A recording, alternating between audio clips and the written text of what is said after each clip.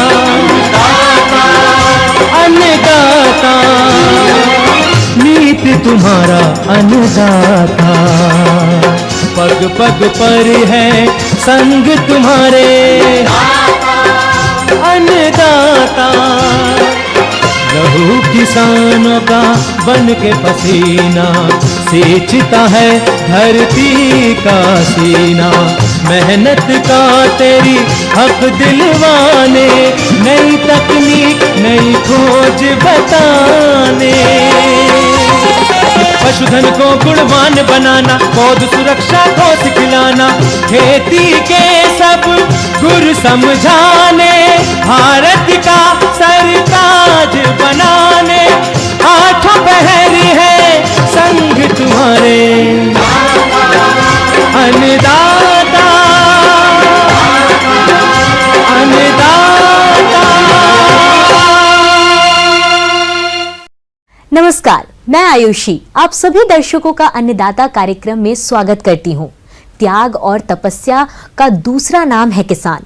कृषि ही उसकी भक्ति है और कृषि ही उसकी शक्ति है। कृषि ही उसकी निद्रा है और कृषि ही उसका जागरण है। ऐसे ही भारतीय किसानों को खेतीबाड़ी से जुड़ी हुई बहुत सी नई लाभकारी जानकारियां देने के लिए हर रोज सुबह हम आपके साथ आते हैं। तो चलिए कार्यक्रम शुरू करने से पहले देखते हैं क्या है आज के अन्नदाता में। वर्मी कंपोस्ट यूनिट लगाएं, उत्तम क्वालिटी की खाद बनाएं।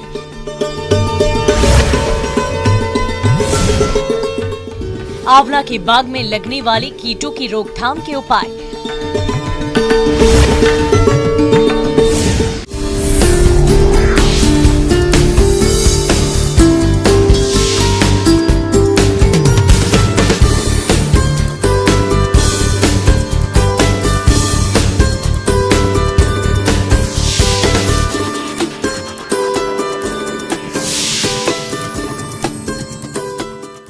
आजकल किसान फसलों से गुणवत्ता युक्त अधिक उपज लेने के लिए विभिन्न खादों का प्रयोग करने लगे हैं और इसी को देखते हुए आज हम किसानों के लिए जानकारी लाए हैं वर्मी कंपोस्ट तैयार करने के बारे में। तो आप किस प्रकार से करें अपने स्तर पर वर्मी कंपोस्ट तैयार, इस बारे में जानकारी दे रहे हैं गोविंदगढ़ की कृषि पर्यवेक्षक JS नाथावत।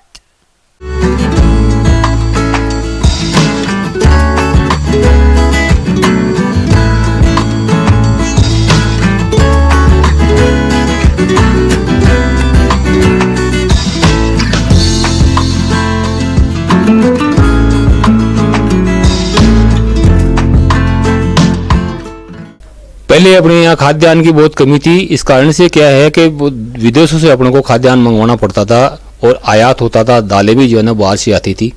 तो उस टाइम में अपने यहाँ जो है सरकार ने जो है योजना चलाई और उसका नाम दिया हरित क्रांति। हरित क्रांति के तहत जो है वो विभिन्न प्रकार के रसायनों का प्रयोग किया गया और विभिन्न प्रकार के जो उर्वरक हैं उनका प्रयोग किया गया।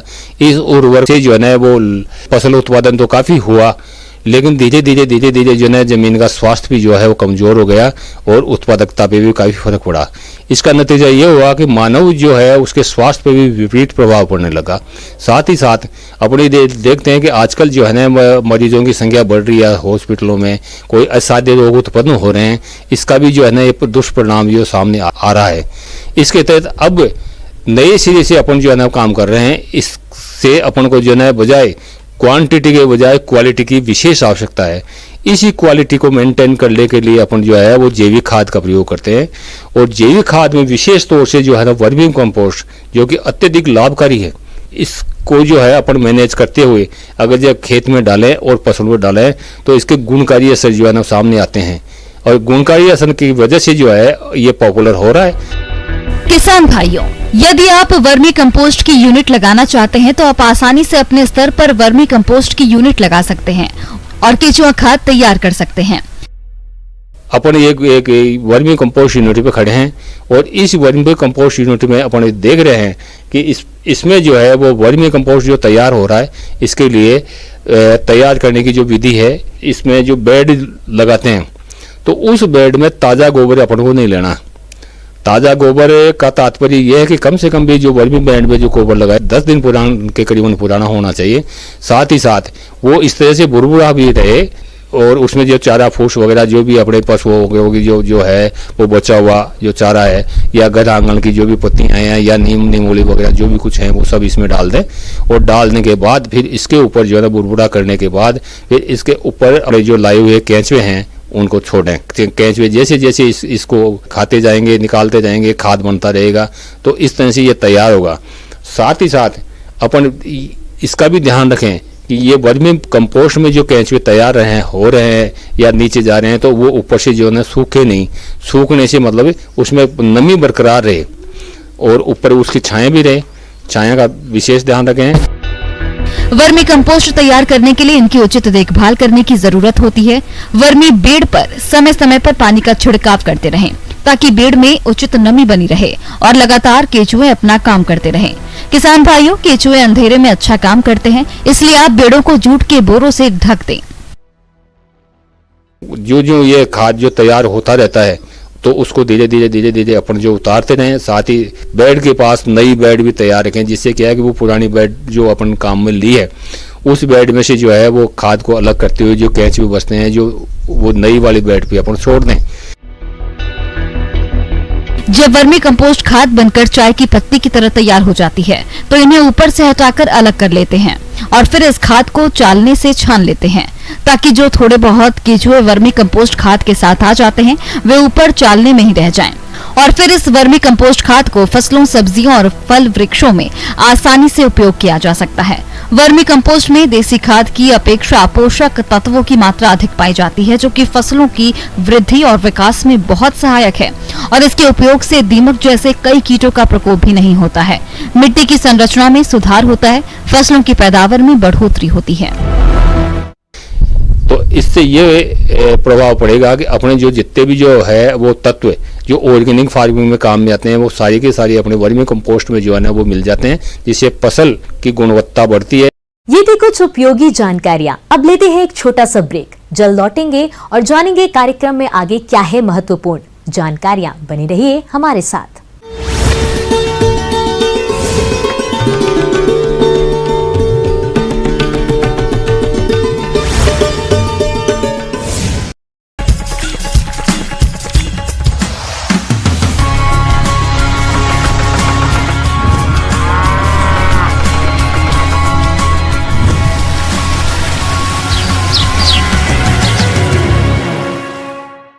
ब्रेक के बाद आप सभी दर्शकों का स्वागत है। चलिए अब रुख करते हैं अगली कड़ी की ओर।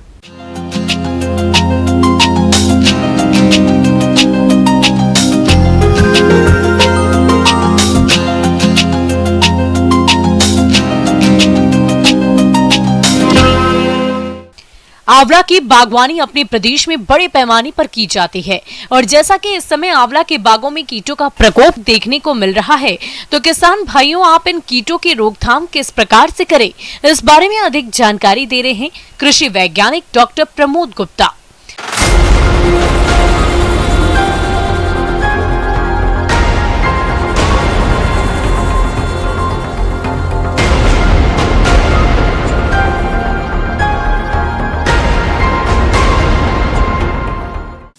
नमस्कार किसान भाइयों, आज मैं आपसे चर्चा करूंगा आंवले की फसल में पौध संरक्षण। आंवला बहुत ही एक उपयोगी फसल है और पूरे भारत में क्या पूरे विश्व में इसकी जो है डिमांड है। समस्या वहां जाती है जब हम देखते हैं कि इसमें कीड़े मकोड़े बीमारी इन सब का जब जो है अटैक होता है। किसान भाइयों, आंवला के बाग में छाल भक्षक कीट का प्रकोप अधिक होता है। यह कीट पौधों के तनों में घुसकर उसकी छाल और तना को खाकर नुकसान पहुंचाता है, इसलिए इस कीट का समय रहते नियंत्रण करें। पौधे हमारे तैयार हो गए तो पौधे में सबसे ज्यादा मेजर समस्या जाती है हमारी जो भी है, सबसे बड़ी समस्या है इंदरबेला की जो भी है। किसान इसने हतप्रभ है और बहुत ही परेशान है। जब ये कीड़ा जो है रात के समय में एक्टिव होता जो भी है और पूरी जो है उसके तने को कुतरना शुरू कर देता है और उसकी जो बीट होती है पूरा पौधे के ऊपर से लेके नीचे लड़ी बना के पूरी दिखने लगती है, उस जाली के रूप में दिखने लगती है जो भी है।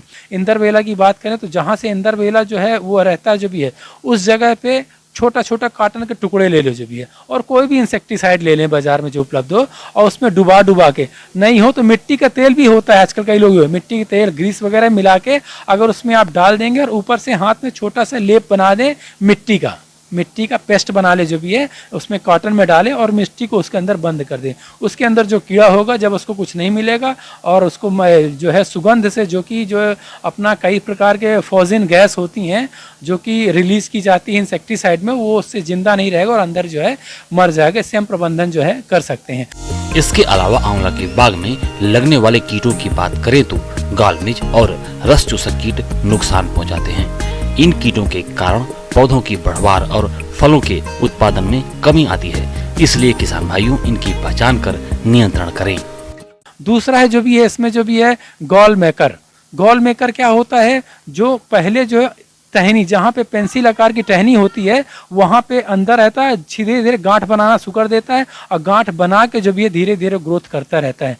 ग्रोथ करने के पश्चात अगर हमने ध्यान नहीं दिया और उसी टहनी में जाके आगे फसल लग गई, हमारे फ्रूट जो है आंवला के लग गए, तो देखा गया वजन के कारण वो वहाँ से पूरी टहनी पूरी टूट जाती है और हमारा पूरा आर्थिक जो है नुकसान हो जाता है। या कि कई बार हवा ऐसी चलती, तेज हवा चल गई तो वो टहनियाँ जो है टूटना स्टार्ट कर जाती हैं।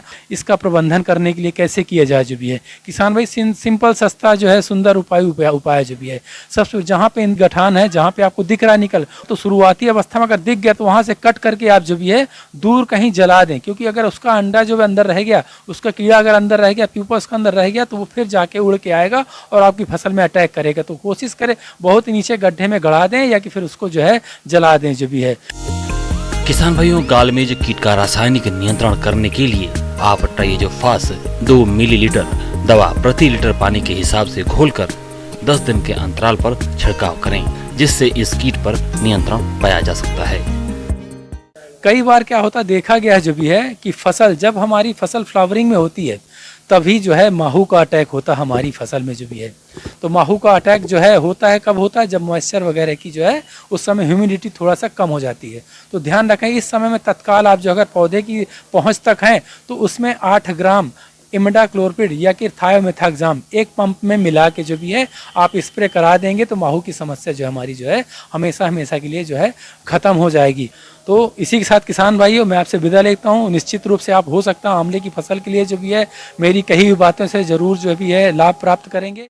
आगे और भी है कुछ रोचक जानकारियां, पर यहाँ पर रुकेंगे एक और ब्रेक के लिए। जल्द हाजिर होते हैं।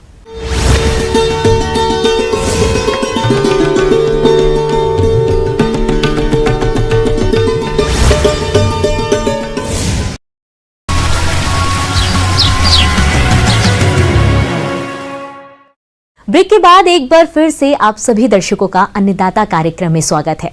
बढ़ते हैं अगली प्रस्तुति की ओर।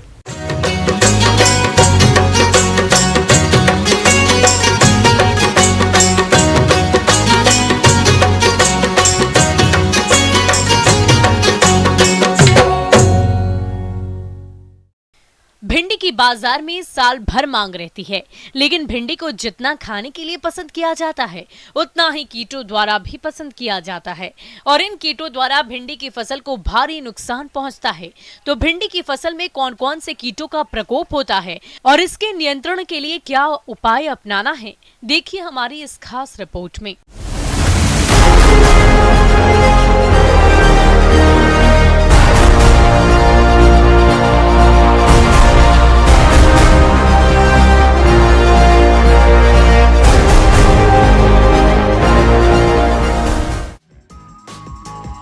प्रदेश के बहुत से किसान भाई भिंडी की खेती करते हैं और इसकी बाजार में मांग वर्ष भर रहती है, जिससे किसानों को अच्छा मुनाफा मिल जाता है। भिंडी की फसल से ज्यादा उत्पादन लेने के लिए दिन रात मेहनत करते हैं, लेकिन कभी कभी हानिकारक कीटों का प्रकोप हो जाता है, जिसका समय पर प्रबंधन नहीं होने से बहुत नुकसान होता है। और जो किसान भाई समय पर हानिकारक कीटों का नियंत्रण कर लेते हैं, उन्हें अच्छी पैदावार मिलती है और अधिक मुनाफा कमाते हैं। वैसे तो भिंडी की फसल में कई तरह के हानिकारक कीटों का प्रकोप होता है, जिसमें एक मुख्य कीट है प्ररोह और फल छेदक कीट। यह कीट फसल को अधिक नुकसान करता है। प्रारंभिक अवस्था में इसकी इल्ली कोमल तने में छेद करती है, जिससे पौधे का तना एवं शीर्ष भाग सूख जाता है। फूलों पर इसके आक्रमण से फूल लगने के पूर्व गिर जाते हैं। इसके बाद फल में छेद बनाकर अंदर घुसकर गूदा को खाती है, जिससे ग्रसित फल मुड़ जाते हैं और भिंडी खाने योग्य नहीं रहती है। प्ररोह और फल छेदक कीट का नियंत्रण। इस कीट से क्षतिग्रस्त पौधों के तनों तथा फलों को एकत्रित करके नष्ट कर देना चाहिए। मकड़ी एवं परभक्षी कीटों के विकास या गुणन के लिए मुख्य फसल के बीच बीच में और चारों तरफ बेबी कॉर्न मक्का लगाएं। फल छेदक की निगरानी के लिए 5 फेरोमोन ट्रैप प्रति हेक्टेयर लगाएं। रासायनिक दवाओं की बात करें तो इसके लिए क्यूनालफॉस 20 EC या प्रोफेनोफॉस 50% EC की 2 मिली मात्रा प्रति लीटर पानी में घोलकर छिड़काव करें और आवश्यकता अनुसार छिड़काव को दोहराएं। रस चूसक कीट। भिंडी की फसल में मोइला, हरा तेला, सफेद मक्खी आदि कीट का प्रकोप हो जाता है, जो फसल की फूल पत्तियों का रस चूस लेते हैं। इनके प्रकोप से पौधों का विकास रुक जाता है, साथ ही पत्तियां मुरझाकर पीली पड़ जाती हैं। इसके बाद पत्तियों का गिरना शुरू हो जाता है। इसका सीधा प्रभाव उपज पर पड़ता है। कीट नियंत्रण के उपाय। फसल की बढ़वार के समय नीम तेल 5 मिलीलीटर प्रति लीटर पानी में मिलाकर छिड़काव करना चाहिए और आवश्यकता पड़ने पर यह प्रक्रिया 10 दिन के अंतराल पर दोहराना चाहिए। यदि इन कीटों का प्रकोप अधिक हो जाए और जैविक दवा से नियंत्रण न हो तो ऐसी दशा में रासायनिक दवा इमिडाक्लोप्रिड 17.8 SL या एसिटामिप्रिड 1 मिलीलीटर दवा 3 लीटर पानी की दर से घोलकर छिड़काव करें। सफेद मक्खी कीट। यह छोटे आकार का सफेद रंग का कीट होता है। यह पत्तियों, कोमल तने एवं फल से रस को चूसकर नुकसान पहुंचाता है, जिससे पौधों की वृद्धि कम होती है और उपज में भी कमी आ जाती है। सफेद मक्खी कीट का नियंत्रण नीम की खली 250 किलोग्राम प्रति हेक्टेयर की दर से खेत में मिलाएं। खड़ी फसल में सफेद मक्खी कीट दिखाई देने पर नीम निर्मित दवा या नीम तेल 5 मिलीलीटर प्रति लीटर पानी की दर से मिलाकर छिड़काव करना चाहिए और आवश्यकता पड़ने पर यह प्रक्रिया 10 दिन के अंतराल पर दोहराना चाहिए। रेड स्पाइडर माइट या लाल मकड़ी। यह कीट पौधों की पत्तियों को निचली सतह पर भारी संख्या में कॉलोनी बनाकर रहता है। यह अपने मुखांग से पत्तियों में छिद्र करता रहता है। इसके फलस्वरूप जो द्रव निकलता है उसे चूसता है। क्षतिग्रस्त पत्तियां पीली पड़कर टेढ़ी मेढ़ी हो जाती हैं। अधिक प्रकोप होने पर संपूर्ण पौधा सूखकर नष्ट हो जाता है। कीट प्रबंधन। इसकी रोकथाम हेतु डाइकोफॉल 18.5 EC की 2 मिलीलीटर मात्रा प्रति लीटर अथवा घुलनशील गंधक 2.5 ग्राम प्रति लीटर पानी में मिलाकर छिड़काव करें एवं आवश्यकता अनुसार छिड़काव को दोहराएं। किसान भाइयों, फसल की निगरानी करते रहें और जब फसल में कोई हानिकारक कीट का प्रकोप दिखाई दे तो इसके नियंत्रण के लिए पहले भौतिक विधि को अपनाएं। इससे नियंत्रण न हो तब जैविक विधि से कीट नियंत्रण के उपायों को अपनाएं और अंतिम में रासायनिक दवाओं का प्रयोग करना चाहिए। इस बात का ध्यान रखें कि दवा का छिड़काव फल तुड़ाई के बाद करें और दवा छिड़कने के 1 सप्ताह बाद ही तैयार फलों की तुड़ाई करें। ऐसा करके किसान भाई भिंडी की फसल से अच्छी पैदावार लेकर अच्छा मुनाफा कमा सकते हैं।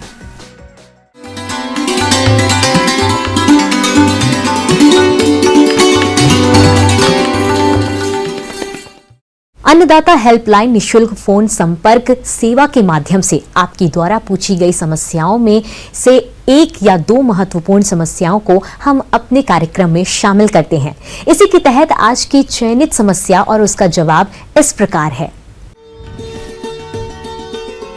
अन्नदाता निशुल्क फोन संपर्क सेवा के माध्यम से पूछे गए प्रश्नों में से आज हमने जिस प्रश्न को कार्यक्रम में शामिल किया है उसे पूछा है ग्राम गोठड़ा, जिला भीलवाड़ा के कृषक विजय कुमार ने। ये बैकयार्ड मुर्गी पालन के बारे में संपूर्ण जानकारी चाहते हैं। तो विजय कुमार जी, आपकी जानकारी के लिए प्रस्तुत है कार्यक्रम का ये अंश।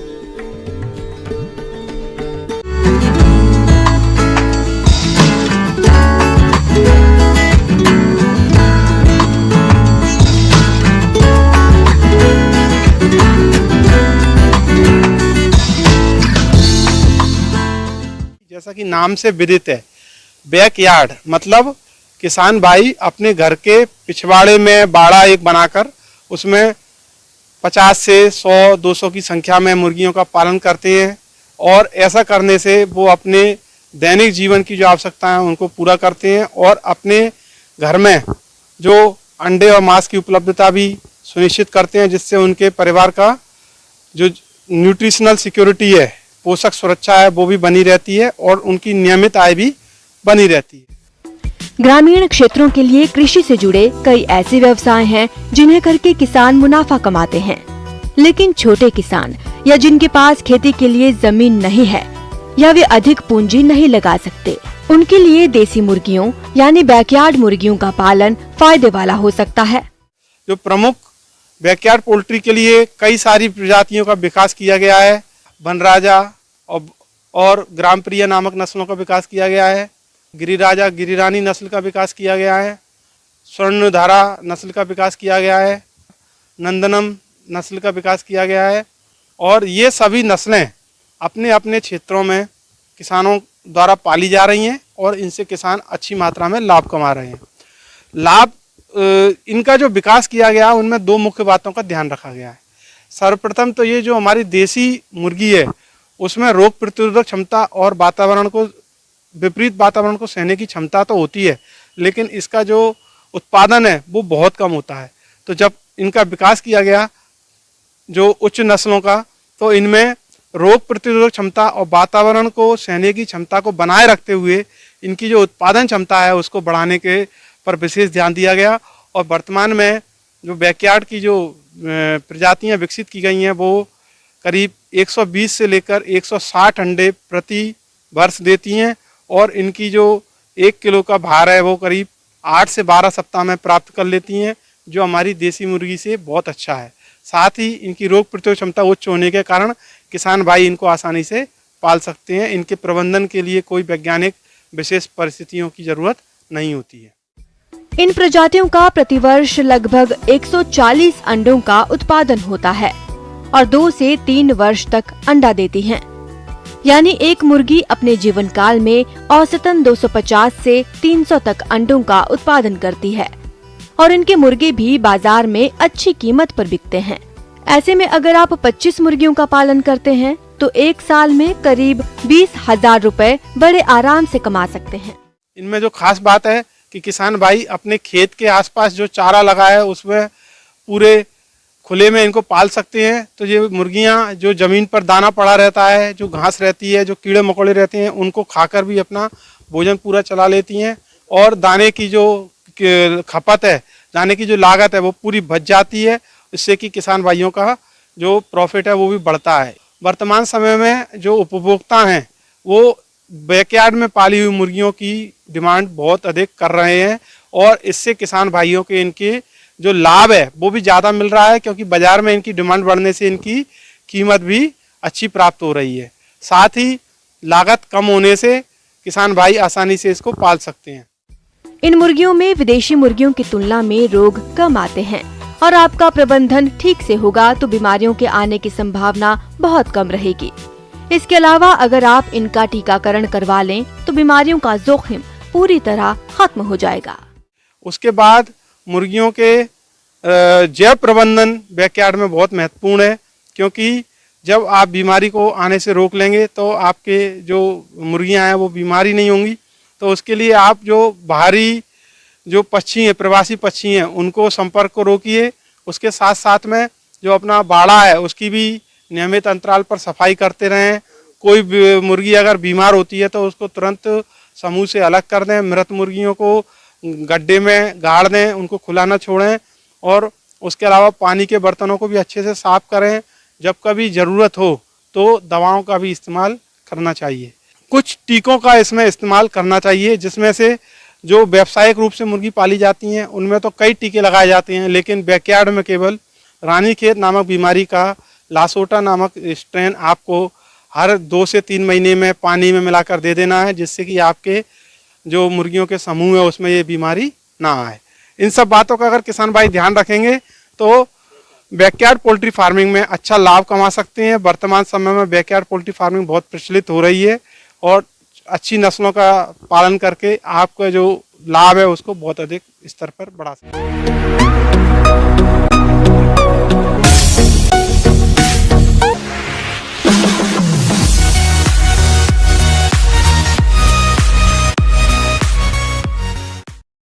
राज्य की विभिन्न मंडियों में कृषि उत्पादों के चढ़ते उतरते बाजार भाव की संक्षिप्त जानकारी इस प्रकार है।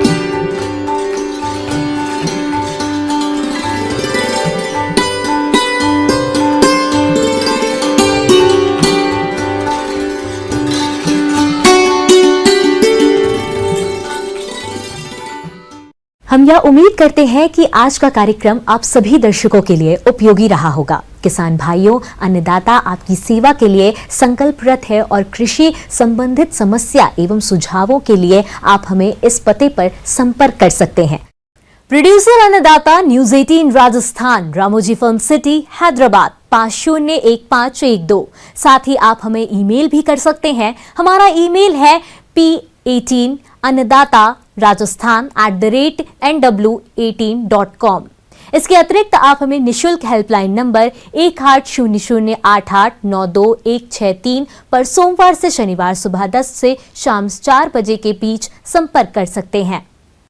फिलहाल अन्नदाता की पूरी टीम को इजाजत दीजिए। कल फिर इसी समय आपसे मुलाकात होगी कृषि संबंधित कुछ और महत्वपूर्ण जानकारियों के साथ। नमस्कार।